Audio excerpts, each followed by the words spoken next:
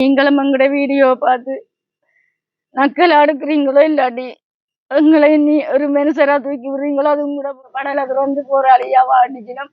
இன்றைக்கு நாங்க போராளிகள் அவமானமா வாழ்றோம், ஏழைகளா வாழ்றோம். யாருமே எங்களை ஏன் இருக்கிறீங்கன்னு எவ்வளவு பேரு கள்ளி அள்ளி எறியணும்.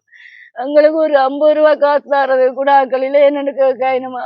எங்களை போல நாங்கள் மட்டுமில்லை, எங்களோட சேர்ந்து கணக்க பேர் இருக்கணும் அப்படி போராளிகள். நான் கஷ்டப்பட்டு படிப்பிச்சேன், மீடியா வரைக்கும் படிப்பிச்சு ஓயல நல்ல பாடம் நல்ல இங்கிலீஷ் படிச்சவா. படிக்க விட்ட இடத்துல ஏமாற்றமா ஒரு குடிகாரனை கல்யாணம் கட்டி 3 வருஷமா அடி ஆக்கின.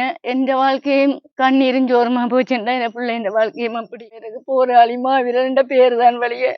நாங்க இந்த இடத்துல அனாதையாதான் இருக்கிறோம். அப்படி நாங்க பள்ளி கஞ்சி போனா போராளிகளுக்கு இந்த ஊர்ல மதிப்பில்லை. அன்றைக்கும் வந்து டக்ளாஸ் ஒரு கூட்டம் வச்சு நாங்க போவோம், எங்களை மதிக்கல. கையெடுத்து பார்த்துட்டு தலைவரை நம்பி இருந்த நீங்க நான் எங்களோட தலைவர் இருந்து எங்களை அப்படி விட்டுருங்க வேண்டேன். எங்க அடுத்த ஏற்ற கையேந்தவன் தேவையில்லை. என்ன சகோதரனும் நல்ல ஒரு மாவீரனா தஞ்சி எடுத்தவன் நேரடியா சண்டை விட நாங்க நல்ல சாப்பாடு சாப்பிட்டு எங்களுக்கு தெரியாது. நாங்கள் போனவங்கள நல்ல சாப்பாடு நல்ல உடுப்புகளை பார்க்கும்போது நிற்கம் இருக்கிற காலகட்டத்திலும் அப்படியே இருந்து இப்பவும் அப்படியே நாங்களாம் வாழ்றோம். எங்களை மாரி போராளிகளும் ஏழைகளும் தான் அப்படியே இருக்கிற தேவைகளும் வழிய. மற்றபடி எங்கட பிள்ளைகளும் அப்படியே தான் இருக்குது. ஏன்னு தெரியா கடவுள் போட்ட சாபமோ இல்லாட்டி நாங்க செய்த பாவமோ எல்லாம் சிதழுமா இந்த ஐயா கூத்த ஊத்த துளைச்சு துளைச்சு துளைச்சு இன்றைக்கு தப்புவான் நாளைக்கு தப்புவான்னு என்று என்னை விட்டு வள்ளிக்கிழமை பிறந்தால் வள்ளிக்கிழமைக்கு போனேன். அந்த வள்ளிக்கிழமை நம்ம 7 மணிக்கு புலிகளுக்கு செய்தி போவேன். அறகல்லாம் எல்லாருக்கும் என்ன கூட கட்டு எல்லாம் ஓடி வந்து நடந்துட ஐயா 24 வயதுல கொடுத்துட்டோம்.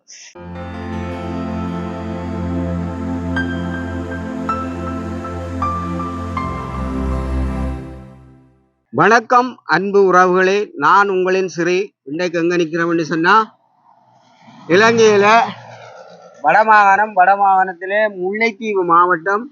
முல்லைத்தீவு மாவட்டத்துல பொதுக்குடியிருப்பு தேவிபுரம் ஆனா பகுதியில தான் நிற்கிறோம். இன்றைக்கு நாங்கள் இந்த இடத்துக்கு ஏன் வந்திருக்கிறோம்னு சொன்னா ஒரு சிறிய உதவி ஒன்றை வச்சு ஆரம்ப காணொலி ஒன்றை முன்னாள் போராளி பல்லவி அக்காவுடைய பதிவு செய்யறதுக்கு தான் நாங்கள் வந்திருக்கிறோம். அதுக்கு முதல் எங்களுடைய சடலுக்கு புதுசாக வர்ற உறவுகள் எங்களுடைய சடலை நீங்கள் சப்ஸ்கிரைப் செய்து கொண்டு வெள்ளையும் தட்டி நல்லா பகிர வேணுமென்றதை நாங்கள் கேட்டுக்கொள்கிறோம். நீங்கள் பகிர்ற பொழுது ஒவ்வொரு தரம் நீங்கள் லைக் பண்ற பொழுது ஒவ்வொரு தரம் உதவி செய்யக்கூடியவர்களுடைய உள்ளத்தை வந்து இந்த காணொலிகள் தொடும். இவர்களுக்கான உதவி என்ன, இந்த உதவி யார் செய்தது, இவையும் நாங்கள் இங்க வந்திருக்கிறோம். அவர்கள் என்ன உதவி எங்கள்கிட்ட கேட்கிறாங்கன்றதை தான் எங்களுடைய உறவுகளுக்கு நாங்கள் இன்றைய காணொலியில மூலம் காட்ட போறோம். வாருங்க உறவுகளே, பல்லவி அக்காடையில தான். அதுக்கு முதல் இதுதான் முல்லைத்தீவு மாவட்டத்துக்கான பிரதான பொதுக்குடியிருப்பு வீதி தேவிபுரம் ஆனா பகுதியில நிற்கிறோம். வாருங்க உறவுகளை, அவருடைய இல்லத்துக்கு போய் பல்லவி அக்கா சந்திச்சு அவர்களுக்கான உதவி என்னன்றதை நாங்கள் எங்களுடைய உறவுகளுக்குள்ளால காணொலி மூலம் காட்ட போறோம். அவருடைய இல்லத்துக்கு வந்தாச்சு. தகர கேட்டு சரியான வெயில்.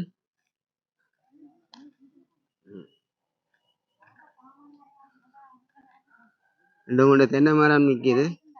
தென்னை மரத்துல இருந்துதான் பதிவு செய்ய போறோம். வீடு சரியான வெக்கையான ஒரு காலமா இருக்குது.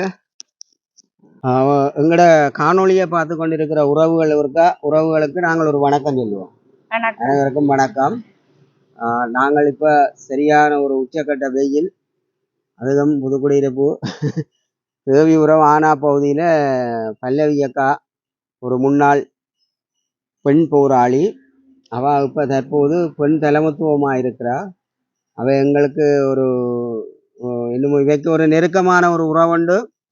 இவருடைய நிலைமைகள் சம்பந்தமா சொல்லி எங்களை அழைச்சிருக்கிறோம். இவர்களுக்கு ஒரு வாழ்வாதார உதவி ஒன்றை பெற்றுக் கொடுக்கணும்னு சொல்லி அந்த வகையில தான் நாங்கள் பல்லவி அக்காவோட இல்லத்துக்கு நாங்கள் வந்திருக்கிறோம். எங்களோட உறவுகளுக்கு இவர்கள் என்ன உதவி கேட்கணும், என்னென்ன தேவைன்றதை தான் நாங்கள் இப்போ பல்லவி அக்காவோட கதைச்சு எங்களோட உறவுகளுக்கு கொண்டு வரப்போம். அந்த வகையில இப்ப நேரம் மதிய நேரமா இருக்குது. அதுக்கு முதல் உங்களுடைய முழு பேர்?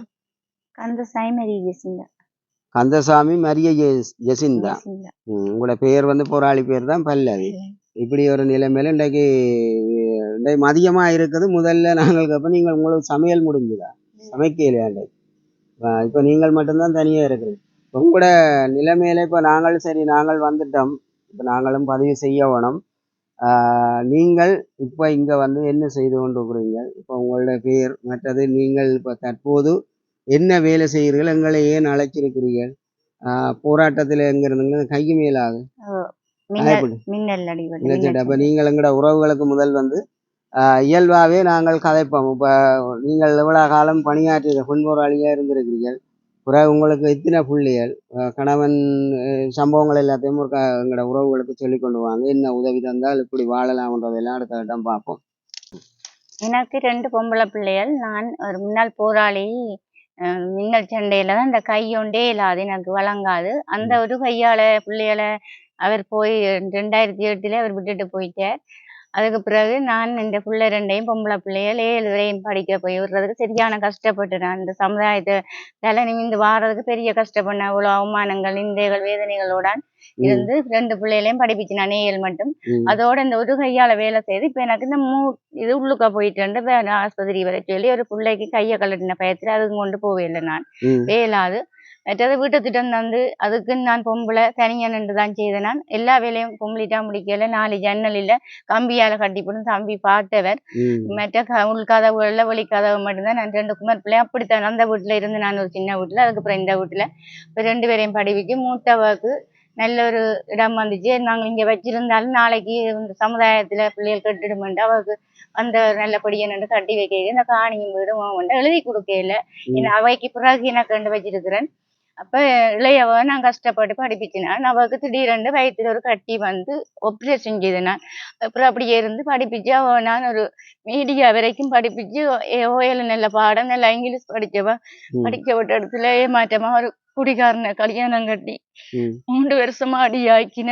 எந்த வாழ்க்கையும் கண்ணீரும் ஜோரமா போச்சுன்னா என் பிள்ளை இந்த வாழ்க்கையும் அப்படி. நான் அட்டை விட்டேன் போக மாட்டேன். தனியே இருந்து கடவுளுக்கு சொல்லி அழுவேன். சரியான கஷ்டம். எனக்கு ஒரு குழாய் கிணறு யாரோ ஒரு ஆக்கள் அவர பேர் மறந்துட்டு 10 வருஷம் அடிச்சு தந்து அதுக்கு மோட்டரும் போட்டு தந்துச்சுன்னா மோட்டர் உடைஞ்சி இப்போ 7-8 மாதம் ஆச்சு. நான் பக்கத்து விட டொய்லெட்டுக்கு தண்ணி அந்த வண்டியில் இழுப்பேன். தள்ளு வண்டியில் சேவைகளுக்கெல்லாம் இழுத்து கொண்டு அழுது கொண்டே வருவேன் வெயிலுக்குள்ள. இந்த சாப்பாட்டுக்கு கூட இப்போ ஒரு மாதமா நான் சிட்டியான கஷ்டப்படுறேன். அப்ப எனக்கு என்ன செய்யறேன்? அந்த 7,500 ஊனமிட்ட காசு அதுல நான் என்னென்னு சீவிக்கிறது? எனக்கு பல பிரச்சனைகள் தேவைகளுக்கு அது காணாது. இந்த அசுமா காசு அந்த எங்களுக்கு கொடுப்பன ஒன்று கொடுக்கின ஊர் எல்லாம் எனக்கு அதுவும் வேற இல்லை. கஷ்டப்பட்ட எனக்கு அதுவும் வேற இல்லை. போய் கேட்க வரும்னு ஏதாலும் ஒதுக்கப்பட்டுதான் இருக்கிறேன். நாங்கள் யார்கிட்ட போய் கேட்டாலும் அவைகள் ஒரு மாதிரி தான் எங்களை பாப்பினோம். எங்களுக்கு உதவி செய்யணும். இல்லாட்டி உங்களுக்கு 2 பிள்ளைகள் இருக்குன்னா நான் பொம்பளை பிள்ளைகள் எங்களை மருமக்கள் பார்க்காயினோம். மூத்த மகள்கிட்டே நான் ஒன்றுக்கும் போறேன். என்னவே நாளைக்கு தண்ணி இந்த பிள்ளைய சும்மா எடுத்து போட்டு என்ன பார்க்கணும்னு அவ மகள் இளையவத்தான் நான் நம்பி இருந்தேன். ஒரு வெளிநாட்டுக்குண்டாலும் ஒரு நல்ல வேற நான் அனுப்புவோம்னு இப்படி செய்து போட்டு இன்றைக்கு இப்ப வந்திருக்கிறா. அப்பவும் வருத்தம் தான். மூக்கால ரத்தம் வரும். மயங்கி விழுந்துருவா. இவ்வளவு வருத்தங்களோட இருந்தவா இப்போ போய் கட்டின வழியில நிம்மதி இல்லை வந்து நிக்கிறான். அவ நல்லா படிச்சு எல்லா வேலையும் தெரியுமா, அறிவு செய்வா, தையல் செய்வா. அவருக்கு இந்த உதவியும் இல்லாத என்னோட இருக்கிறா. அதை விட நாங்க நல்ல சாப்பாடு சாப்பிட்டு எங்களுக்கு தெரியாது. நாங்கள் போனவங்கள நல்ல சாப்பாடு நல்ல உடுப்புகளை பார்க்கும்போது நினைப்பேன் இவ்வளவு தலை நிமித்தி வளர்த்த பிள்ளைகள் என்ன ஜாசாதியா பாப்பினமென்று திரும்ப மாவியல் எனக்கு பாரமா வந்து நிக்கணும். எனக்கு ஒரு தம்பி இருந்தவர் ஒரு மாவீரர் ஆயிட்டார். அவர் என்ன நல்லா பார்த்தார். கடைசியாக 7 நாள் அவர் காயப்பட்டு தலைமை ஆனந்தன் பழனி என்ன அவையதான் பொறுப்பா இருந்தவர். தலைமை செயலத்துல பெரிய ஆளா இருந்தவர். இன்றைக்கு அவருக்கு மதிப்பில்லை. இந்த தாயோட தெரிஞ்சிருந்தா அவவுக்கும் மதிப்பில்லை. வயது பயிருக்கு போராளி மாவீரர் பேரு தான் வழியே. நாங்க இந்த இடத்துல அனாதையாதான் இருக்கிறோம். அப்படி நாங்க பள்ளி கஞ்சி போனா போராளிகளுக்கு இந்த ஊர்ல மதிப்பில்லை. அன்றைக்கும் வந்து டக்ளாஸ் ஒரு கூட்டம் வச்சு நாங்க போவோம். எங்களை மதிக்கல. கையெடுத்து பார்த்துட்டு தலைவரை நம்பி இருந்த நீங்க நான் எங்களோட தலைவர் இருந்து எங்களை அப்படி விட்டுருங்க வேண்டேன். நாங்கள் எங்க அடுத்த கேட்ட கையேந்தவன் தேவையில்லை.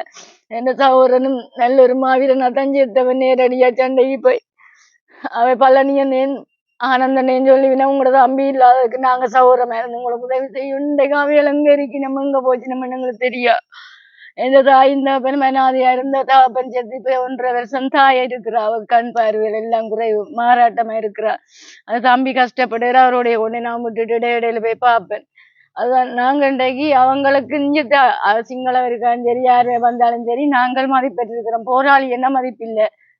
அதால நாங்க போறதும் இல்லாருட்டு போனா எங்களுடைய பிள்ளைகளுக்கு மதிப்பில்லை. எங்களை என்ன போராளி என்ன நீங்கள் தலைவரை நம்பி இருந்து நீங்கள் இந்த மாதிரி ஒரு கதை கதைப்பினா நாங்க ஒரு டைம் போறேன் 2 வரைக்கும் இடம்பெயர்ந்து போய் எவ்வளவோ போராளி இருக்குன்னா நாங்க பல பேர்கிட்ட கேட்டாலும் அவையிலும் எங்களை கணக்கு எடுக்கிறதா இல்லை. தேவை நேரம் எங்களை யூஸ் பண்ணின மாதிரி இப்ப எங்களை கைவிட்ட மாதிரி அந்த நேரம் படல வந்து போராளியா வாழ்ந்துச்சினோம். இன்றைக்கு நாங்க போராளிகள் அவமானமா வாழ்றோம். மிச்ச ஏழைகளா வாழ்ற மாதிரி எங்களை ஏன் இருக்கிறீங்கன்னு எவ்வளவு பேரு கள்ளி அள்ளி எறியணும். எங்களுக்கு ஒரு 50 ரூபா காசு தர்றது கூட ஆக்களில என்னன்னு கேட்கணுமா? எங்களை போல நாங்கள் மட்டுமில்லை, எங்களோட சேர்ந்து கணக்க பேர் இருக்கணும் அப்படி போராளிகள். அப்ப அவ சொல்லி நேரடியா கொடுத்தாக்கா கிடைக்கணும், அது நாங்க கொடுத்தோம்னு சந்தோஷமா இருக்குமா. நான் அதை பார்த்துட்டு விட்டா எங்களை படம் மட்டும் உலகத்துக்கு ஓடிக்கொண்டிருக்கு, நாங்கள் அப்படியே தான் இருப்போம். அப்ப பாக்குறத சொல்லினா இவன் எல்லாம் கதைச்சிருக்கிறா, கிடைச்சிட்டுன்னு சொல்லி நாங்க போய் சொன்னாலும் நம்ப மாட்டேங்க. இல்லையன்னு சொன்னா இல்லாத இருப்பினா நீங்க போய் சொல்றீங்கன்னு. அதனால நாங்க பல பேர் வந்து கதைக்கல. இப்ப நாங்க கன்னடத்துல சொல்லி இருந்தேன், நான் இப்படி கதைச்சு நான் விட்டுட்டேன்னு. அந்த தெரிஞ்ச தம்பிகிட்ட கதைச்சுதான் இந்த தம்பியை அனுப்பினார். நான் கதைக்கலாமா அக்கான்னு நான் சொன்னேன், வாங்க இது கடைசி தடவையா நாங்க கதைச்சு பாக்குறோம். எங்களுக்கு என்னென்றாலும் எங்களுக்கு வீடு இப்படி எல்லாருக்கும் ஒரு ஆசை இருக்கு, வீடு வாசல் கட்டி இருக்கணும். இப்ப வெளிநாடு போனவன் அவைகளும் நல்லாத்தான் இருக்கணும். ஆனா நாங்களாம் அன்று விருந்து அண்டைய காலகட்டத்துல இயக்கம் இருக்கிற காலகட்டத்திலும் அப்படியே இருந்து இப்பவும் அப்படியே நாங்களாம் வாழ்றோம். எங்களை மாதிரி போராளிகளும் ஏழைகளும் தான் அப்படியே இருக்கிற தேவைகளும் வழிய மற்றபடி எங்கட பிள்ளைகளும் அப்படியேதான் இருக்குது. ஏன்னு தெரியா, கடவுள் போட்ட சாபமோ இல்லாட்டி நாங்க செய்த பாவம் ஒண்ணு நான் கடவுளை தங்க எடுத்துக்கொண்டு இருப்பேன். ஏன்னா யார்கிட்டையும் கேட்டு எங்களுக்கு எதுவும் கிடைச்சதுல எங்களை நெய்யாண்டியதான் பார்த்தேன். இங்கேயும் எத்தனையோ பேர் வந்து தனியா வந்து வீடியோ எடுத்து கதைச்சு போட்டு நாங்களே இப்ப நாங்கள் ஒரு பந்து மாதிரி இருக்கிறோம் போல இடக்கு வைக்கி. இல்லாட்டி நாங்கள் எங்களுக்கு படத்துக்கு போஸ் கொடுக்க வச்சிருக்கணும் மாதிரியாண்டு அவ்வளவு வேதனை வெறும் மாறவே சேரம் பேசியும் போடுவேன்.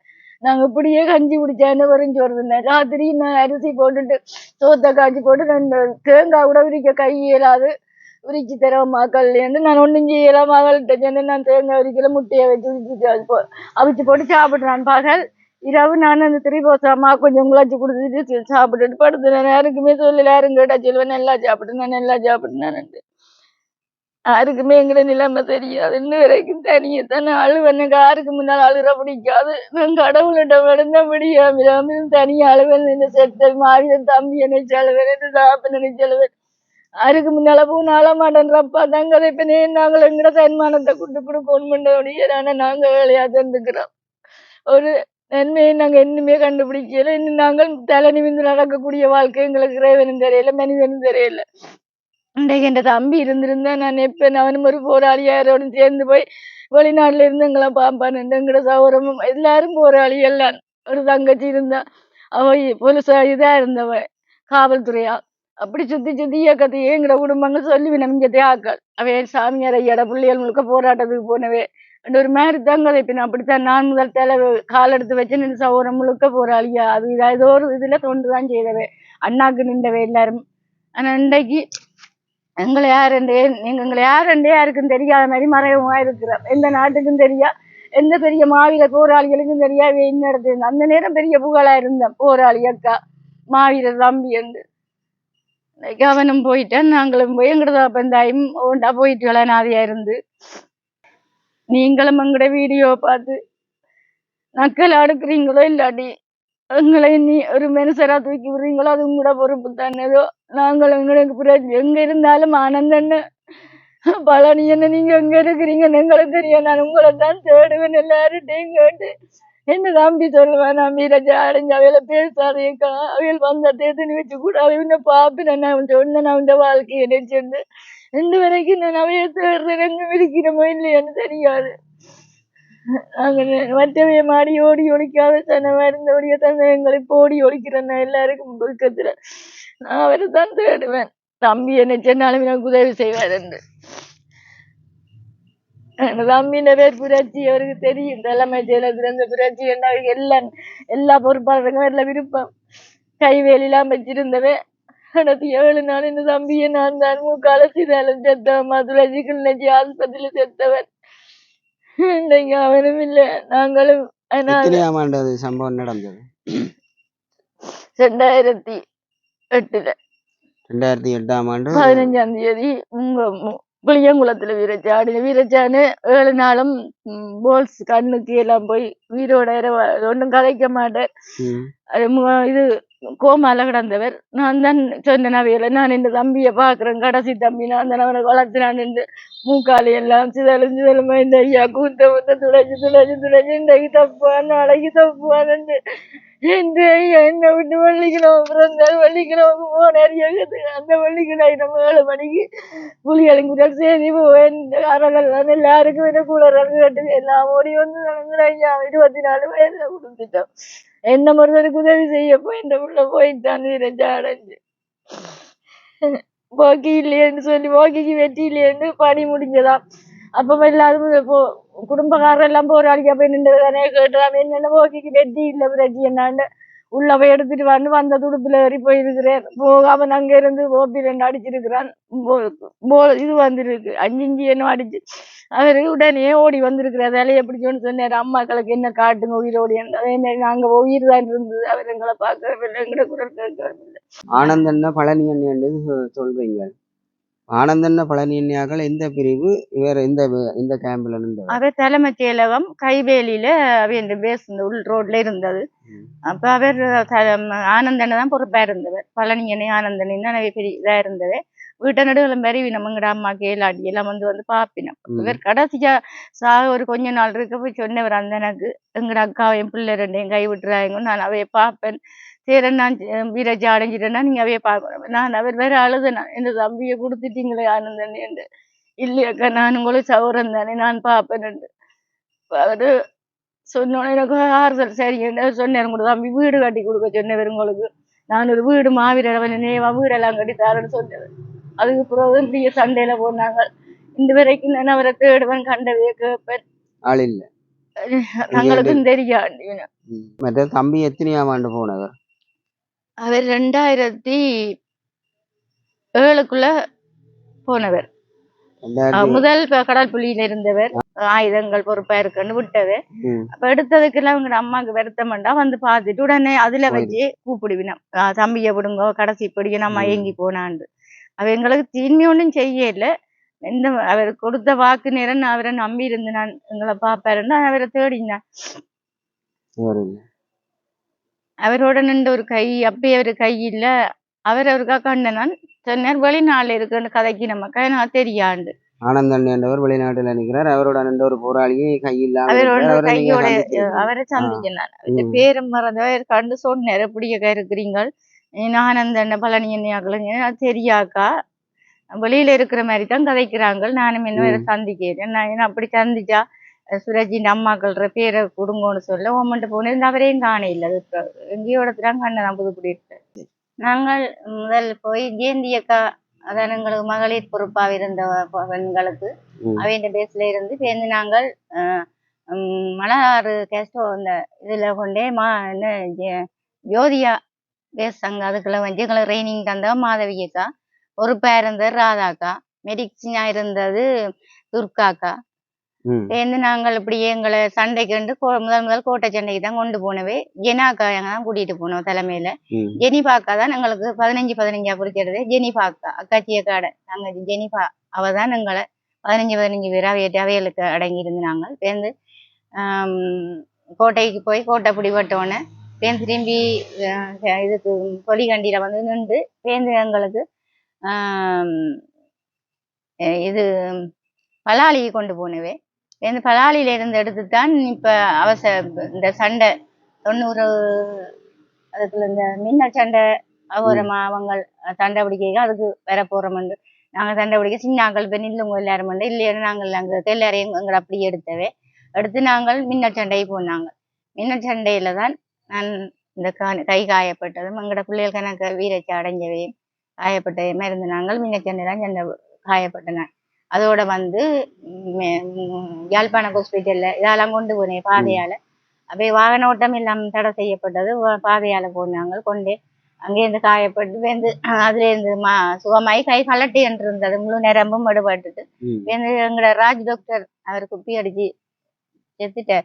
அப்ப அவர் சொன்னவர் பொம்பளை பிள்ளை கலட்ட போனாண்ட 5 தரம் இந்த ஆப்ரேஷன் நடந்தது. 5 தரம் இதுக்கு மனமும் அழுகி போனா போல. அவர் இல்ல வாழ்ற பிள்ளைகள் அவர் நின்றுதான் ஒரு மரிதை பொருத்தி தைச்சதான் சேர்ந்து நாங்கள் மெடிசின்ல வெளியில வந்து நின்று நாங்கள் அங்க பிள்ளைகள் நிறைய வச்சு பராமரிச்சு பார்த்தவே. அதுக்கு பிறகு எனக்கு இந்த கையிலாதோட ஒரு நான் வீட்டை போறேன்னு தம்பி ஒரு ஆளும் போயிட்டாருன்னு சொன்னா போல நாங்க வீட்டை அம்மாட்ட போறேன்னு பின்னாவே பனிஷ்மெண்ட் ஒன்றும் தெரியல விட்டுட்டேன். வார நேரம் வாங்க உங்களுக்கு என்னன்னா நீங்க போராளியாகி கையெல்லாம் அம்மா அப்பாட்ட விட்டால் அது நாளைக்கு அவையால் தங்களுக்கு பாரம் நினைப்பினம் போய் அம்மா அப்பாட இருங்க உங்களுக்கு முடியலையாண்டா உங்களுக்கு எங்கட இடம் இருக்கு வாங்கன்னு சொல்லிட்டு அங்களை விட்டது. என்ன அப்படியே அம்மா இதோட இருந்து நான் வீட்டையும் கஷ்டம் தானே நான் தானே மூத்த பிள்ளை நான் அவையிலே அங்க வேலையை போய் இந்த வேலையை போய் அவையிலையும் தம்பியாக்களை தங்கச்சியாக்களை வளர்த்து விட்டேன் நான் தான். என் தங்கச்சி காவல்துறை போனா ஓயல் மட்டும் படிப்பிச்சு காவல்துறை போனா.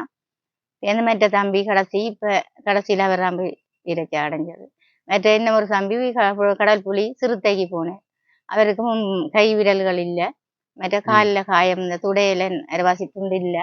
அவரும் பொன்னம்மான்னு சொல்றது திருமணம் 2 புள்ள கும்பலாமை 3 புள்ள கும்பலாமை இருக்கிறேன்.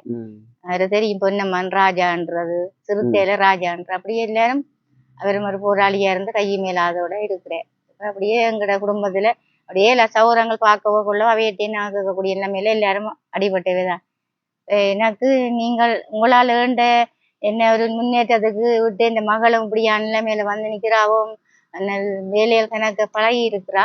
அதுலேயும் அவ ஒரு குழு உண்டு அந்த அந்த படங்கள் வச்சு செய்யற ஒரு கைவேலை அவக்கு தான் அதுல பேர்கள் தெரியும். ஒரு குழு இறக்கி வச்சு அதெல்லாம் செய்ய தெரிஞ்சவா அதெல்லாம் படிச்சுட்டா. அதுக்கு முன்னணியா அவங்கள்ட்ட காசு இல்லை. அது ஒரு 2.5 லட்சம் 3 லட்சம் வரும்னு சொன்னவ. அதுக்கு அந்த பொருள்கள் வாங்கி அந்த அச்சு எல்லாம் வாங்கித்தனம் அதுக்குள்ள வாத்து ஒரு கல்யாண வீடு பிறந்த நாள் அதுக்கெல்லாம் அது நல்லா விலை போகுமா. அப்ப அதை தான் செய்வோம்னு இங்க ஒரு தரம் அவ்வளவு பெருசா அதை போகாம அதை பார்க்கல தான் செய்து போட்டு வெளியில காட்டாம என்னென்னமா நாங்க வெளியில காட்டுறது யாரும் எங்களுக்கு உதவி செய்தா டப்பாண்டு கடையை ஒன்றை போட்டு ஒரு சின்ன கடை எங்களுக்கு மெயின் ரோடு தானே அதுல ஒரு சின்ன கடையா போட்டுட்டு அதுலயே மாதத்துக்கு உள்ளே இருந்து செய்து வித்தா அப்படி ஒரு ஆள் எடுத்து 2 ஆள் எடுத்து பேருந்து ஆன்லைன்ல அனுப்பலாமா அதை அப்படி செய்யணும். ஒரு சிங்கள பிள்ளை செய்யறா ஆன்லைன்ல அப்படி நல்ல வியாபாரம் போகுது. இங்க நாங்கள் இந்த இடத்துல வேண்டாம் இவதான் இனி முதலா செய்ய போறாண்டா போகும் நியாயமா அந்த இது நல்ல இது அவங்க செய்யான விருப்பம் அவருக்கு நான் ஹெல்ப்பா இருப்பேன். நானும் இருக்கிறபடி அவன் செய்து அதை நாங்கள் விற்கக்கூடியதா இருக்கும். அந்த தொழில் தான் எங்களுக்கும் எனக்கு நல்லா இருக்குது. அதுல ஒரு நட்டகம் பெறாதண்டபடியா செய்யக்கூடியதா. இப்ப இருக்கிற பொருளாதார நெருக்கடியில நீங்கள் இப்படி ஒரு உதவி திட்டத்தை நீங்கள் எதிர்பார்க்குறீங்க. இப்போ இருக்கிற உங்களுக்கான இப்போ பொருளாதாரம் இப்போ இருக்கிற சூழ்நிலை இப்படி இருக்கு. இந்த நிலையில நீங்க தற்காலிகமா சாப்பாட்டுக்கு என்ன செய்வீங்க? சாப்பாட்டுக்கு நான் இப்ப 7500 ரூபாய் ஊனம் பெற்ற காசு அது சொல்லிட்டு அதை விட நான் வேற ஏதாவது கோழி வளர்ப்பு இப்ப என்ன கூடொண்டு கிடக்குது பக்கத்துல ஒரு புள்ள சந்துட்டு போன வெளிநாடு போய் அந்த கூடி இருக்குது. அவங்கதான் முதல்ல நான் கூலி வேலைகளுக்கு போனேன். கையில அடியும் அவ நின்று செய்யுங்கன்னா அவங்க ஒரு போராளி பிள்ளைதான். இப்ப காலமா 10 மணிக்கு போனா 12 மணிக்கு விட்டுருவா. பேருந்து நான் ஒரு 3 மணிக்கு போனா 7 மணி அப்படி வெளிச்சம் எல்லாம் போடுவான். 2 இந்த கூடும் தூக்கி தந்துட்டு போனவர் கோழி எவ்வளவு காண அப்ப கூட அப்படியே கிடக்கு. கோழி வாங்கக்கூடிய இதுகள் எல்லாமே இல்லை. உடனே கோழி முட்டை கோழி வேண்டி விட்டா ஒரு சின்ன ஒரு வருமானம் இருக்கு. எனக்கு இப்ப சத்து குறைவண்டுதானே நாங்களும் சாப்பிடக்கூடிய இன்றைக்கெல்லாம் கரைக்கு வழியெல்லாம் தானே இருக்கிறோம். என்ன மரிசி கூட போடல என்ன காய்ச்சிரன்னு சொல்லாம பொய்யண்டா உள்ளே பாருங்க. அண்டை போன மாதம் அந்த காசு வந்து பண்ணி போட்ட வெங்காயங்கள் அதில் கிடக்கு. தேங்காயில இருந்து ஒன்றுமில்ல அந்த அரிசி அதுவும் முடிஞ்சு வந்து 10 கிலோ அரிசி மகள அரிசி மெண்ட அரிசி. அப்ப இப்ப ஒன்றுமில்ல வீட்டுல. அப்ப நாங்க என்னத்தை சமைக்கிறோம் என்னது செய்யறோன்ட்டு அதான் சொன்னேன் நல்ல சாப்பாடுன்னு நான் சாப்பிடாதபடியதான் எனக்கு இப்ப காட்டு பிரச்சனை டாக்டர் சொன்னேன் காட்டுல நம்மம்மா இது போடுங்க உண்டு. அப்ப இந்த யாழ்ப்பாணம் 2-3 பேர் அப்படி போய் செத்த பயத்துல சொன்ன கொஞ்சம் காலம் இருந்துட்டு போவான் பிள்ளைகளோட ஏன் வீணாச்சு ஆவான்னு போட்டு சொன்னேன் பிள்ளைகிட்ட நீ நினைச்சு போனா இல்லை.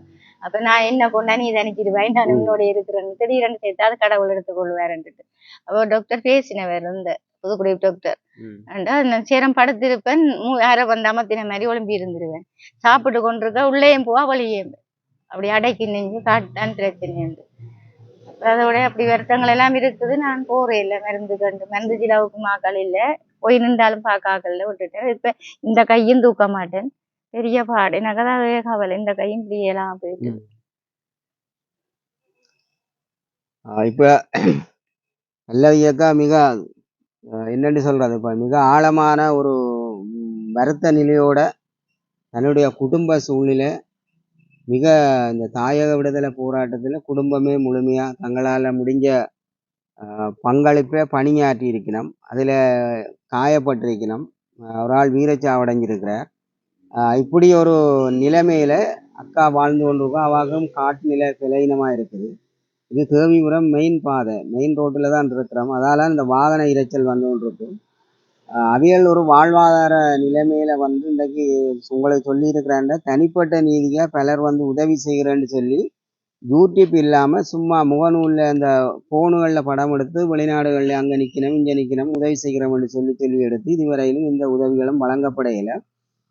மகளும் திருமணம் முடித்து கணவனை பிரிஞ்சு ஒரு தனிப்பட்ட நீதியாக தாயோட சேர்ந்து வாழ்ந்து கொண்டிருக்கிறா. அப்போ அவாவும் அந்த குடும்பத்தில் ஒரு பிரிவை சந்திச்சுட்டா. இன்றைக்கு அவள் இங்கே இல்லை, ஏனெண்டா மடுமாதா கோயிலுக்கு நடபயணமாக யாத்திரையாக போய் கொண்டிருக்கிறபடியே அவள் இந்த காணொலியில் காட்டிலாது.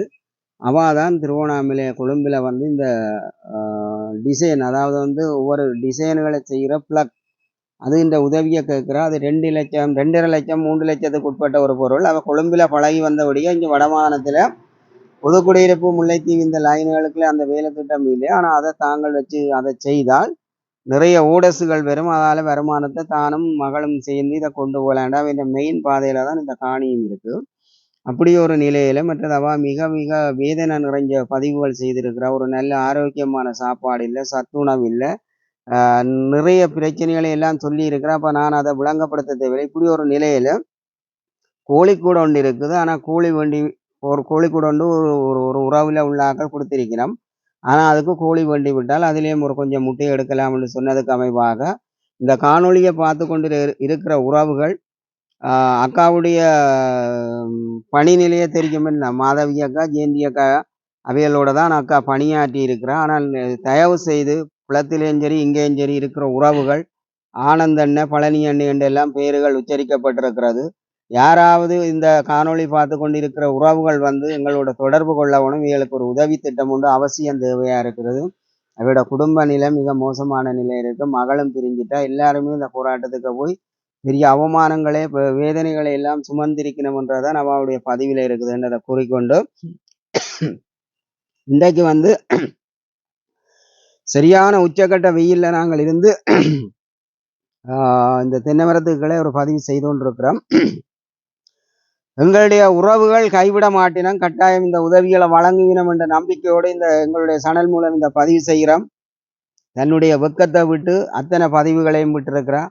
அயலவர்கள், கிராமத்தில் உள்ளவர்கள், இந்த பிரதேசத்தில் உள்ள பாப்பார்கள் எல்லாம் தெரிஞ்சு கொண்டும் அவ இந்த பதிவை வந்து பப்ளிக்கில் விட்டுருக்கிறார். தயவு செய்து அவ உதவி செய்ய வேண்டும். அவ இந்த குடும்பத்தை வாழ வைக்கணும். இப்படி ஒரு நிலைமையில இன்றைக்கு வந்து கோழிக்கூட இருக்கு, ஆனா கோழி இல்லையென்று கடைசியாக அக்கா சொல்லி இருக்கிறா. அதுக்குத்தான் நான் இப்போ உதவி.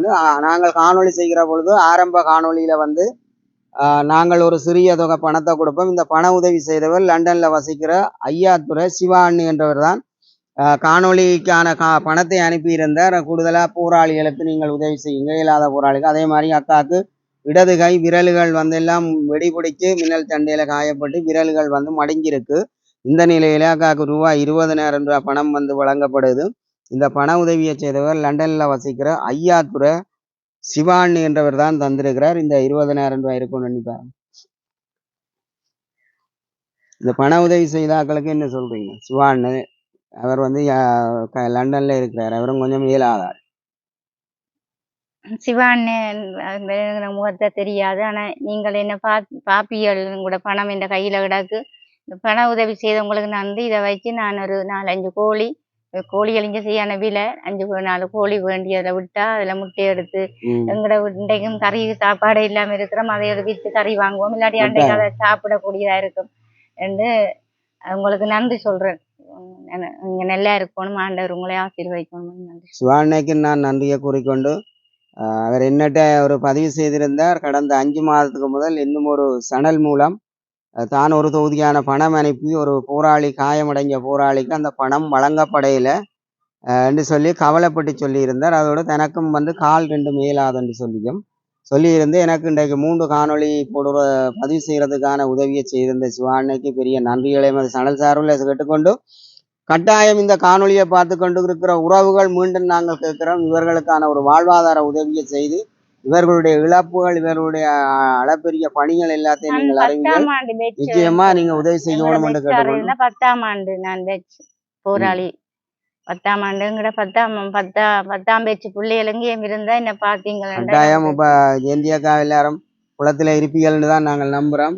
கட்டாயம் இந்த காணொளியை பார்த்து எங்களோட தொடர்பு கொள்ள வேணும். இவர்களுக்கான ஒரு நல்ல ஒரு உதவியை செய்து மீள வாழ வைக்க வேணும் என்று கேட்டுக்கொண்டு, எங்களுடைய சணலை பார்த்துருவோம் அத்தனை உறவுகளும் சணலை நீங்கள் நல்லா பகிருங்க. இப்படி பகிர்ற பொழுதுதான் எங்களுக்கு உதவி செய்வார்கள். உதவி செய்கிற பொழுது நாங்கள் இப்படிப்பட்ட மனிதர்களை இனங்கண்டு நாங்கள் உதவி செய்ய வேணும் என்று கேட்டுக்கொண்டு, எங்களுடைய இறுதியாக எங்களுடைய சணலுக்கு நீங்கள் உதவி செய்ய வேணும். இந்த காணொளிக்கு வெகு விரைவில் உதவி கிடைக்க வேணும் என்று கேட்டுக்கொண்டு, இன்னும் ஒரு பதில் காணொளி மூலம் சந்திக்கும் வரை உங்களிடமிருந்து விடைபெற்றுக் கொள்கிறோம். உங்கள் அன்பின் ஸ்ரீ. நன்றி, வணக்கம்.